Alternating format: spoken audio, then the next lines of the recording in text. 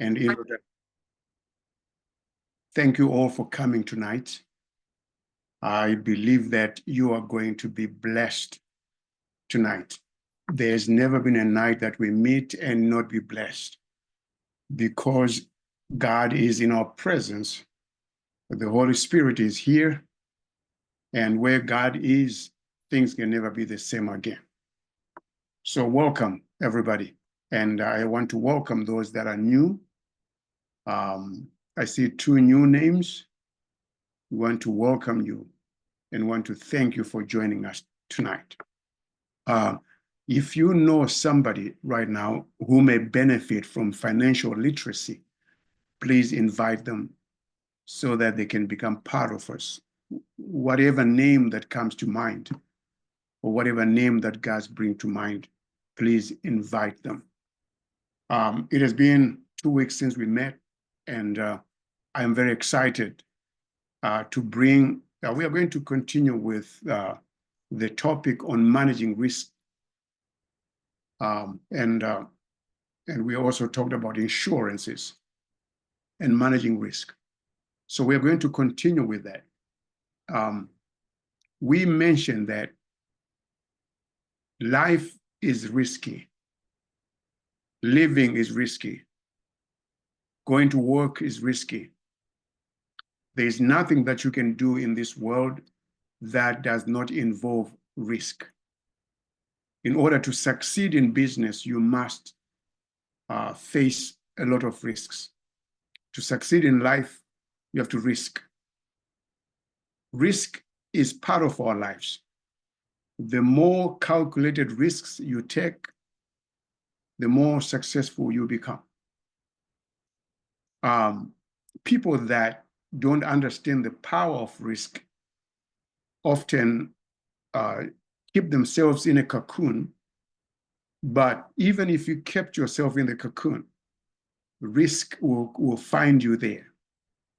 There's not a place where there's not a place where you can hide from all risks.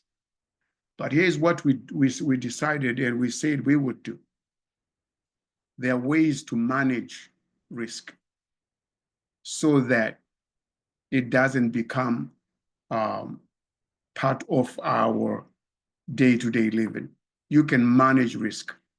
So we want to start today with our guiding text, which is Proverbs chapter 27, verse 12, which says, "The prudent see danger and they take refuge, but the simple keep going and pay the penalty." The prudent see danger and take refuge, but the simple keep going and pay the penalty. That is our guiding text, and it is Proverbs chapter 27, verse 12. Now, it's a very key verse, because we all can see risk coming or danger coming, and one can decide to do something about it, while the other does completely nothing. They keep going. I often asked, if you see a lion coming, what do you do? And some people say, I'll kneel down and pray. And I say, you are going to be lunch while you are praying. Why is that? The question is there something that you can do about the danger that is approaching? Is there something that God has already given you the wisdom and the energy to do about the danger that is coming? Right. So if there's something that you can do about the danger that's coming, then it means that you have to do it. Right. You have to do it so that you can avert the danger that is coming. That's what Proverbs says. The wise, they see danger and take refuge. But the foolish or the simple, they see danger and keep going And as a result, they pay a penalty. Right. So if we were to examine your life and go back and look at the decisions that you have made, could we find examples of walking into the open jaws of danger? Or would we see the wisdom of seeing danger and taking refuge or hiding? And somebody says, why should a Christian hide? Won't God protect them? That's what we call presumption. A child of God should never be presumptuous about the providence of God. We must take refuge and ask God to protect us while we are taking refuge. And God made us a very good example in the Bible. If you remember when Jesus was born, when the King Herod, understood that there was a child, a Messiah born, he instructed that all kids under the age of, I think, under the age of 2 years old must be killed. Right. And here's what happened. God had to instruct Joseph and Mary to take baby Jesus to Egypt. Right. If God would see danger and instruct Joseph and Mary to take his child to Egypt, what more about you and me? God would not take chances with his son. And so shouldn't you? Should you? You should never take chances with life. The prudent, the wise, they see danger and they do something about it. They hide, they take refuge. But the simple, who are presumptuous, they see danger, they say, God is going to protect me. And then when they are devoured by the danger, they have the audacity to blame God while they could have done something with their feet and their hands and their mind to avert themselves from entering into danger. So that's just an introduction of when we talk of managing risk and danger. God will never do for you what he has already given you the strength and the power and the wisdom to do. You have to underline that. Let me repeat. God will never do for you what he has already given you the wisdom and the energy and the skills to do. Whatever you can do, God is not going to do that for you. So we have to understand that if there's a chance for you to hide from the danger, hide. If there is an opportunity for you to protect yourself from danger, protect yourself. Because God will never do for you what he has already given you the strength to do. And this principle applies to everything else in life. Whatever God has given you the strength and the power and the wisdom to do, he will never do it for you. All right, so last time we spoke about types of insurances that every family must have or every individual must have. And there are people who believe they don't need insurance, right? But the reality of life is that having insurance is one way of managing risk. So we talked about various types of insurances. And then the last time we met, we talked about the types of life insurances. But I left out one of them, which I want to begin with before we go into today's message. So the insurance that I left out, which is very important, actually one of the most important insurances ever, is what is called indexed universal life insurance. Indexed universal life insurance, popularly known as IUL. IUL. Now, this is the type of what we call permanent life insurance. And it combines a death benefit with a cash value component.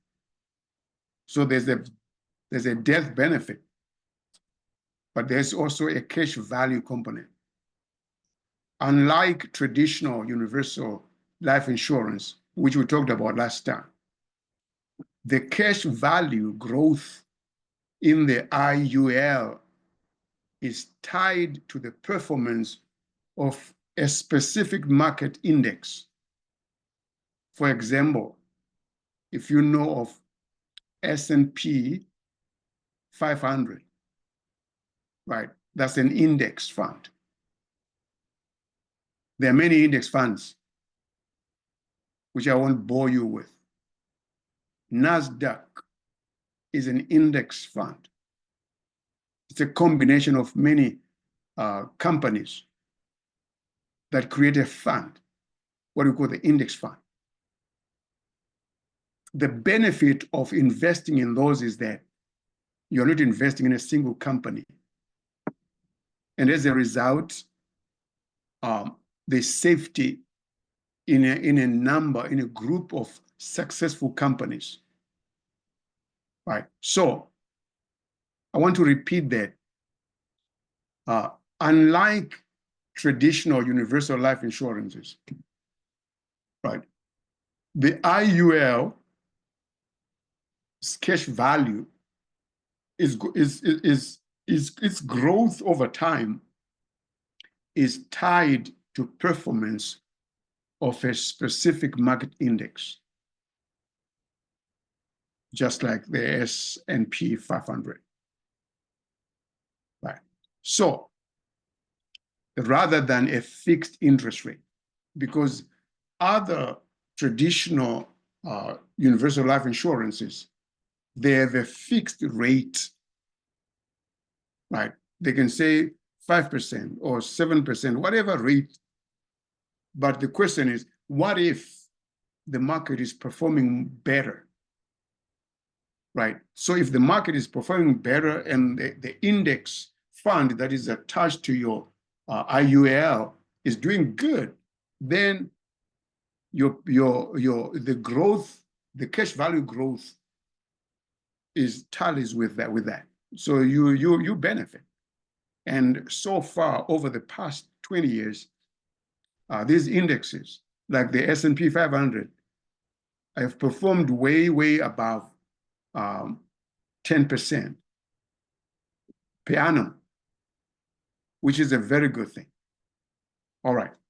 So what are the benefits of an IUL besides that? It provides financial protection or security for your beneficiaries after you pass away, right?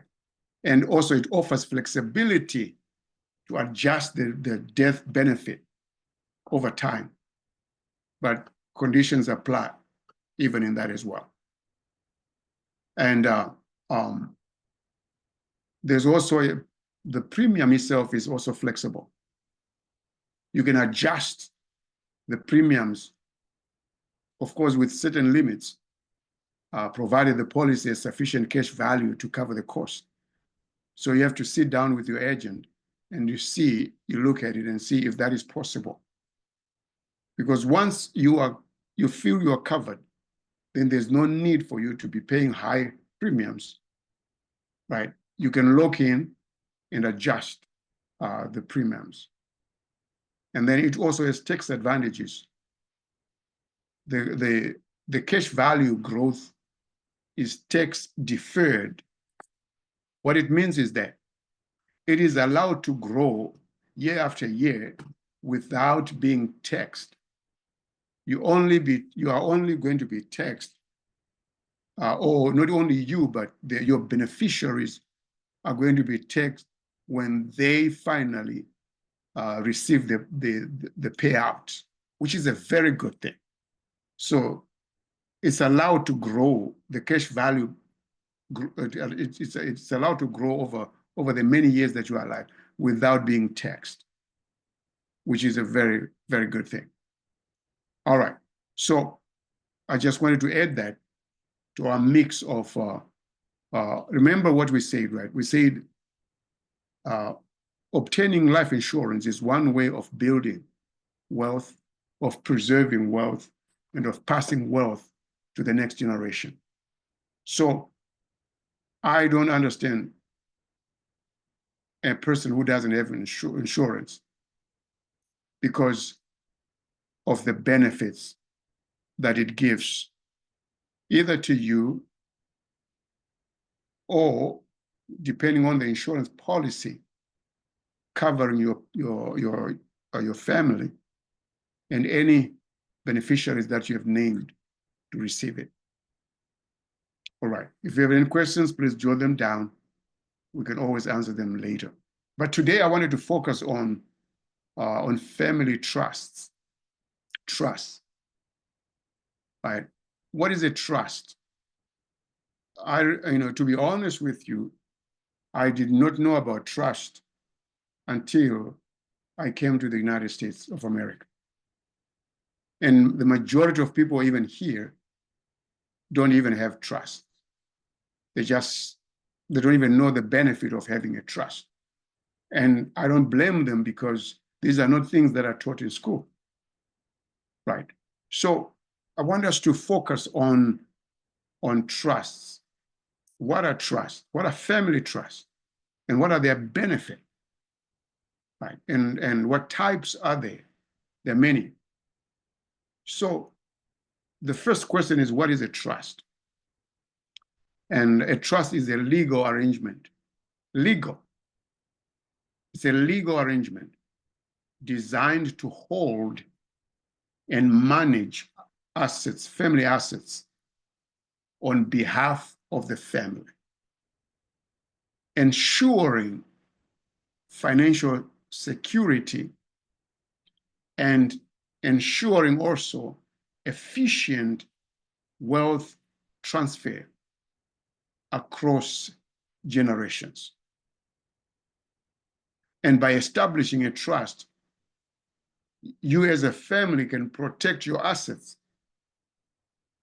reduce the tax burden, actually, not benefit. There's no tax benefit. You reduce the tax burden, and then provide for your dependents, and sometimes for the sake of achieving specific long-term goals. Family trusts are often flexible in managing and distributing assets according to your wishes.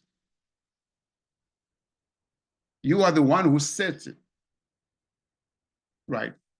And what that does is that it safeguards the family from legal disputes, from creditors, and also from financial mismanagement. Let me explain that. Many families end up in serious disputes because the person who built the wealth did not leave either a will or a trust that specifies what they want people to do or the survivors to do with the wealth that they have built. Right. So I've seen it happen many, many times. And I've been asked to mediate when families are pulling axes for each other, trying to kill each other over what was left by the deceased. That should never happen because there are legal structures to avoid those family disputes, where while you are still alive today, you write or you write a will, right, and a trust. Both are important, and those that know they work, they have both a will and a trust. But you have to know the difference and how to employ them to get the benefits that you are looking for. So, and what about creditors? Anything that is in a family trust is protected from creditors. If you die and you have a house, you have money in the bank, you have an investment account that is earning dividends. If you die without a trust, here's what happens. The moment you die, right? Usually, if you are here, you are going to die in a hospital. The moment you are pronounced dead, yeah, many things begin to move. You cannot withdraw money. Your assets are frozen, and they go through what we call probate, where the court now decides on what is going to be done with the property and the businesses and many things that you have left behind. If you don't have a trust, here's what they're going to do. A judge will assign somebody who is going to look at, number one, do you owe anybody? Right. So if you owe anybody, all your creditors will be paid first before your family is paid. Please understand that the system, the government, will not pay your family first. They will pay with your money. They will pay your creditors first. If you owed money to a bank, they'll pay the bank first. If you owed money, I mean, wherever you owed money, doesn't matter where, they are going to pay those first.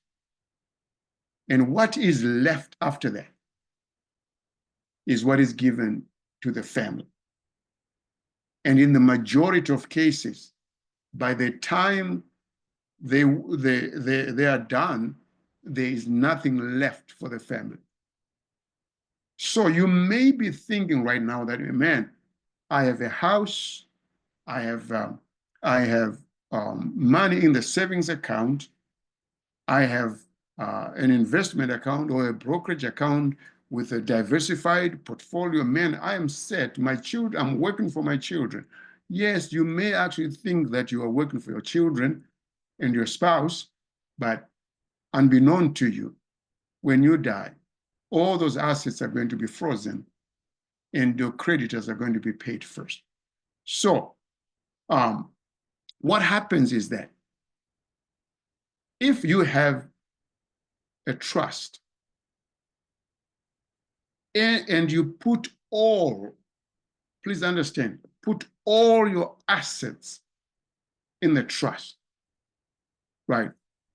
If you have an investment account, a brokerage account, where you have a portfolio, a diversified portfolio, and you have assets in there, you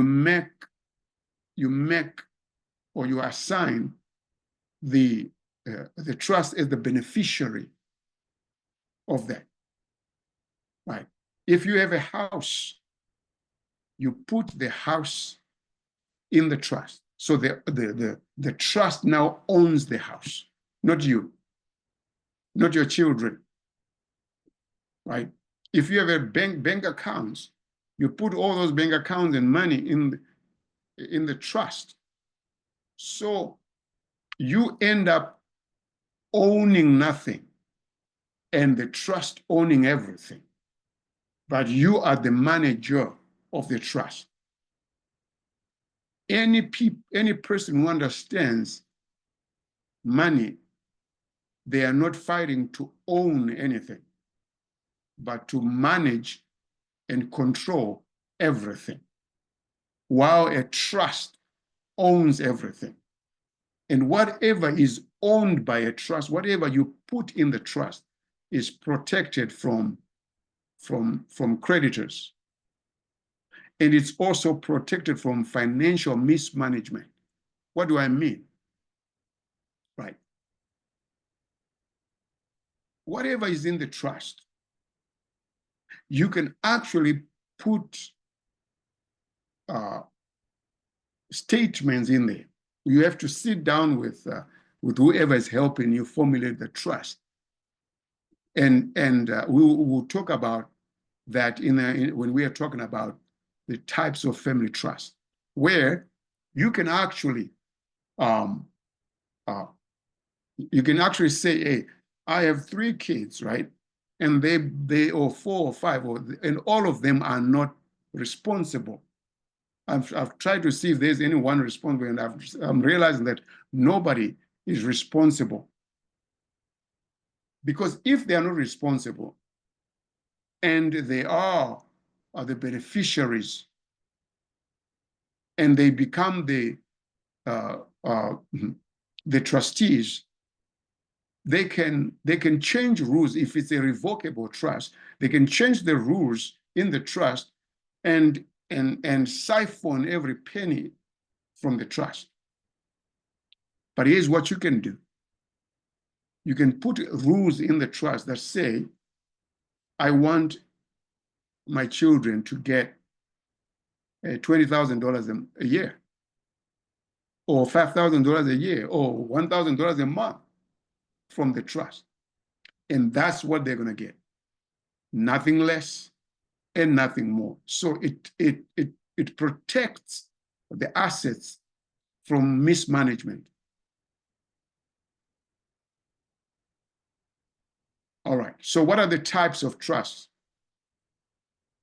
Number one is what we call a revocable living trust. RLT, revocable living trust. This trust can be altered or revoked, right, by the guarantor during their lifetime. You are the person who has set it up. You can change the rules. If you are 1, it's easy, right? But if you're 2, yeah, it becomes very difficult. It's important, right, because it preserves, but you have to agree, right? So upon the death of the grantor's death, it becomes irrevocable. When the person who set it up dies, it turns from being a revocable living trust to be an irrevocable living trust. Nobody can change the rules after the person who established it passes away. Here are the benefits. It avoids probate. The probate is what I explained earlier when I say that when you die, assets are seized and they're managed by the courts. It avoids that. You never want the government to decide what you're going to do. So by avoiding probate, you ensure a quicker and more private transfer of assets to your family. Nobody knows about it. It's just the lawyers who are managing it, and that's it, right? And it allows you to retain control over the assets while you are still alive. It's a revocable living trust. So as long as you are alive, you are in charge. You can control. You are in control of the assets, and you can change it at any time that you want. This is ideal for families that are seeking flexibility and long-term financial planning. That's what we call a revocable living trust. Now number two is the irrevocable trust. Irrevocable trust.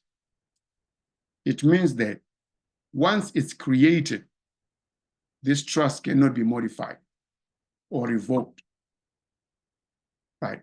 Without the beneficiary's consent. This becomes now interesting. Not the grantor, not the one who established it, but the beneficiary.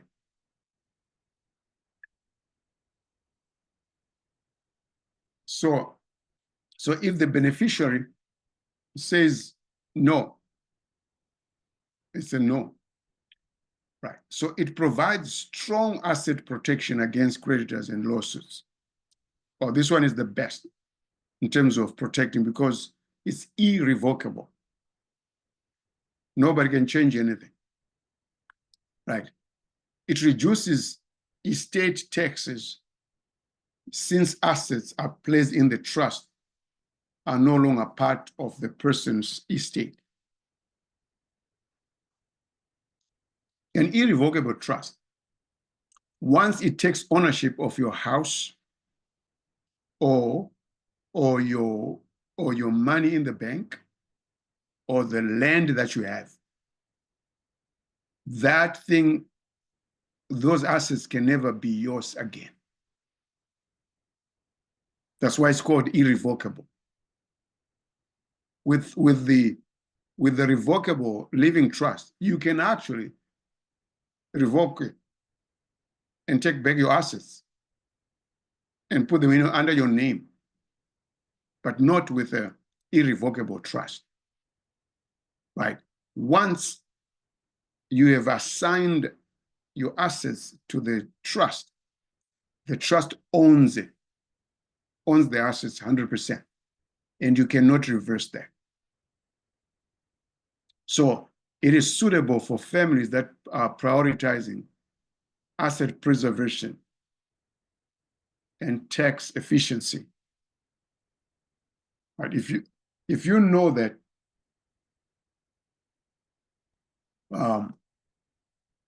you are, I mean, not even if, we all die, right?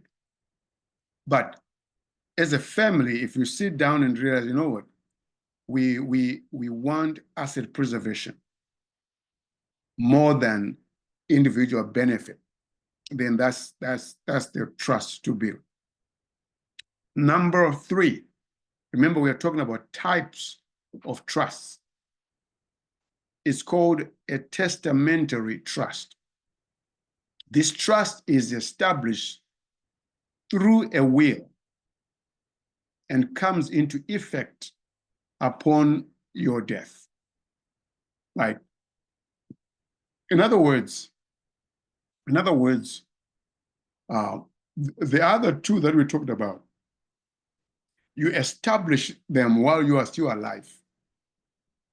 But when we talk about the testamentary trust, it cannot be established while you are still alive. What you do is that you have a will, and the wills must mention that all my assets, after the day that I die, they must go into a will. So the will is established after you die,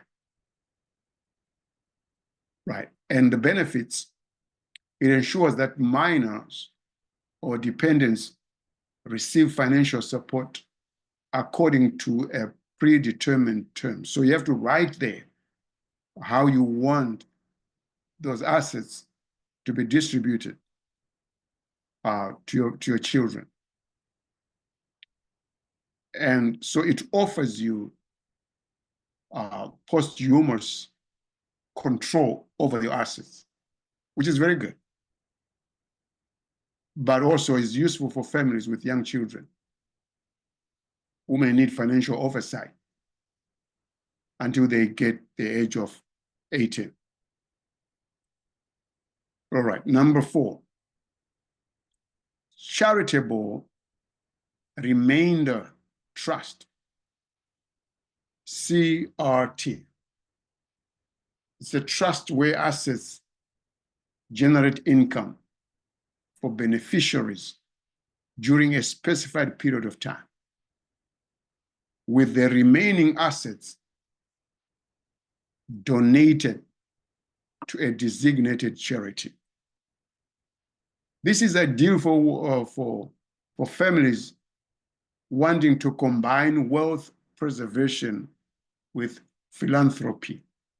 They want to give to the family, the generation, but they also want to donate. Right. And this is mainly for people that have a lot of money. Right. So what you do is that you set up what is called a charitable remainder trust. That word remainder is very important because it denotes whatever is left is given to philanthropy, while the majority is combined and given to your family. Right. Again, we are just giving here basic information. If you want more detailed information, this is where you'll actually sit down with a lawyer who can help you build a trust. But what we are doing here is to give you basic information so that you actually know these things, so you can have an intelligent conversation with anybody who's helping you. And then number 5 is what we call an asset protection trust. Asset protection trust. This trust is designed for the purpose of protecting assets from creditors, from lawsuits, and from financial liability. That's the purpose, right? You are not doing that for your family or no, just the reason is that I want to protect my assets from creditors, from lawsuits, from financial liability. And you're done. Right. So what it means is that once you put any asset in that asset protection trust, then no creditor, no lawsuit, no financial liability can take whatever you put in there. Right. This is commonly used by high net worth individuals with substantial assets. You know, for a place like America, people sue for anything. If they know that you are wealthy, they will sue you. But then if you have all your assets or the majority of your assets in an asset protection trust, then they can sue as much as they want. Nobody will take them. And then there is what we call, number 7, a dynasty trust. Or for those who are British, a dynasty trust. It's a long-term trust. Though the key word there is dynasty, right? Designed to pass wealth through multiple generations. That's the key word, multiple generations. So you're saying, hey, we have significant wealth that can benefit 3, 4, or 5 generations. So we're going to set up this dynasty trust to ensure that it doesn't just benefit the first generation or the second generation, but it can go to the 3rd and 4th and 5th and 7th and 10th generation. Right. And what it ensures that the people that are alive in that generation do not consume everything. It preserves family wealth for centuries.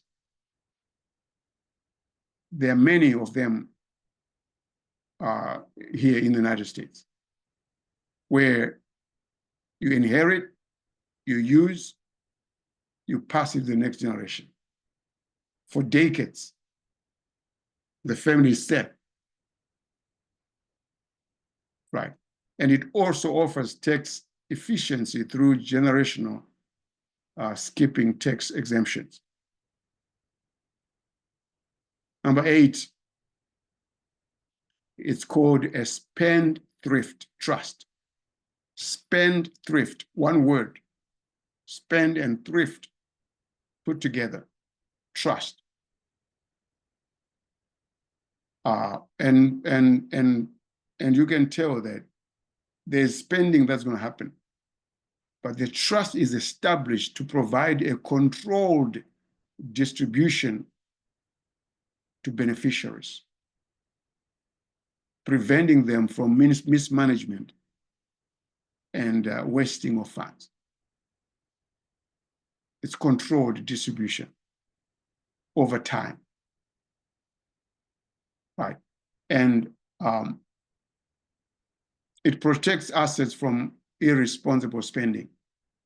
This is what the one I was referring when I say that if you have a child or children that are irresponsible, and you are afraid that if you leave them with a lot of assets, they will blow them out before your grave dries, then you opt for a spendthrift trust.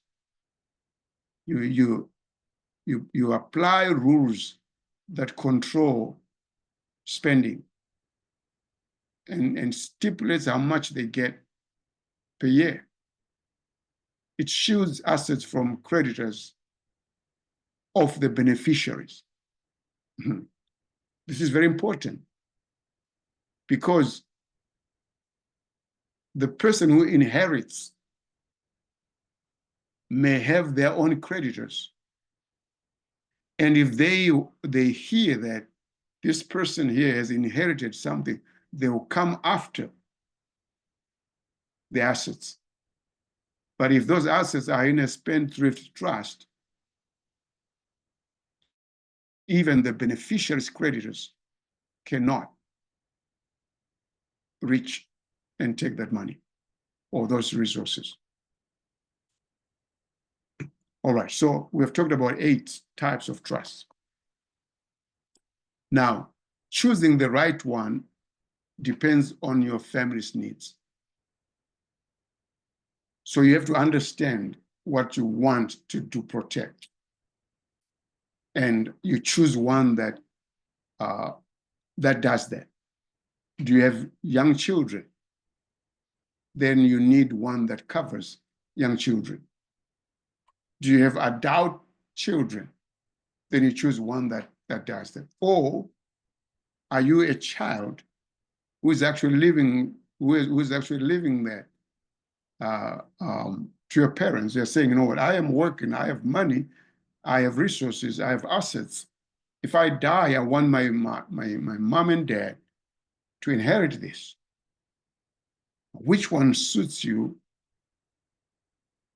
Everything depends on your personal desires. Right. I wish we had time to talk about wills, because there are also types of wills.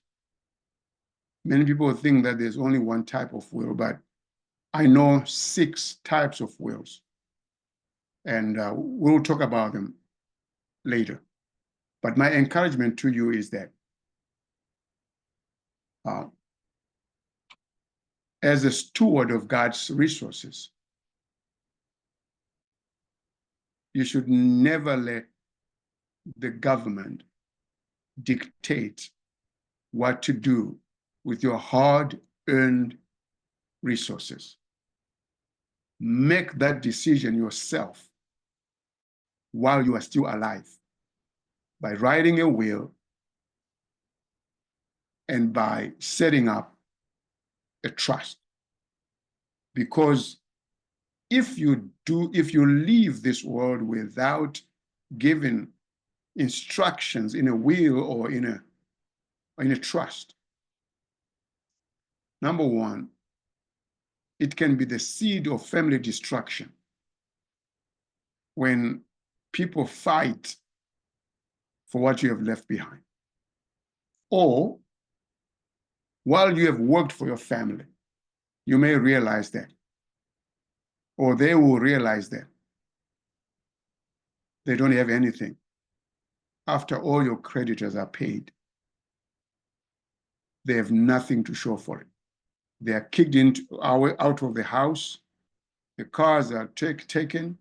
The banks are frozen, and they have nothing to show for it. The prudent see danger coming, and they take refuge.